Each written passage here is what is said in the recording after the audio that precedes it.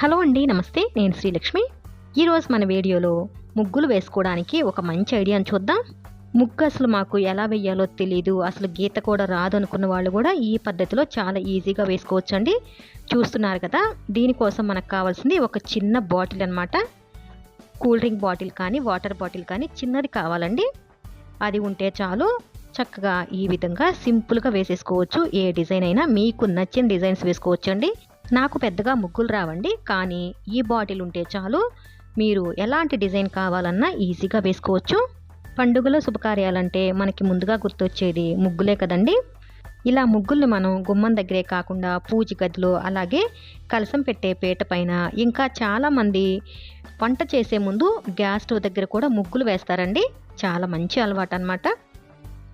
వాళ్ళకి కూడా చక్కగా ఈ ఒక్క బాటిల్ ఉంటే ఈజీగా పని అయిపోతుంది. చక్కగా అందమైన ముగ్గులు వేసుకోవచ్చు.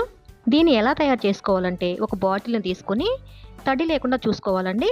లోపల అసలు ఎలాంటి తడి లేకుండా చూసుకొని బాటిల్ మూతకి ఈ విధంగా సన్నగా హోల్ పెట్టుకోవాలి. లావుగా ఉండే పిన్నిస్తో అయినా, లేదంటే ఇటువంటి సూదినైనా తీసుకొని హోల్ మాత్రం చక్కగా పెట్టుకోవాలండి. గుండ్రంగా నీట్గా పెట్టుకుంటే మనకు గీత అనేది అందంగా వస్తుంది. తర్వాత ముగ్గుని ఈ విధంగా జల్లెడ పట్టుకోవాలి. మనకి ముగ్గులో అప్పుడప్పుడు చిన్న చిన్న రాళ్ళు లాంటివి వస్తాయి కదా, అవేమీ లేకుండా ఉండాలన్నమాట. అప్పుడే మనకి గీత చక్కగా వస్తుంది, ఆ హోల్కి అడ్డం పడకుండా ఉంటుంది. నేను ముగ్గుని జల్లెడ పట్టేటప్పుడే ఇలా పేపర్లో ఎందుకు పట్టానంటే, తర్వాత బాటిల్లో పోసుకోవడానికి ఈజీగా ఉంటుంది పేపర్ అయితే కనుక. నేను ఇక్కడ వాడింది బియ్యం పిండి అండి. బియ్యం పిండి అయినా సరే, ముగ్గు అయినా సరే ఖచ్చితంగా జల్లెడ మాత్రం పట్టండి. బాటిల్కి ఇలా సగానికన్నా ఎక్కువగా వచ్చేలాగా చూసుకోవాలి. అంతేనండి. మూతని బాగా టైట్గా పెట్టేసి ఇంక మనం చక్కగా డిజైన్స్ వేసుకోవచ్చు. ముగ్గు వేసేటప్పుడు బాటిల్ని లైట్గా ప్రెస్ చేస్తే మనకి సన్నటి గీత వస్తుందండి.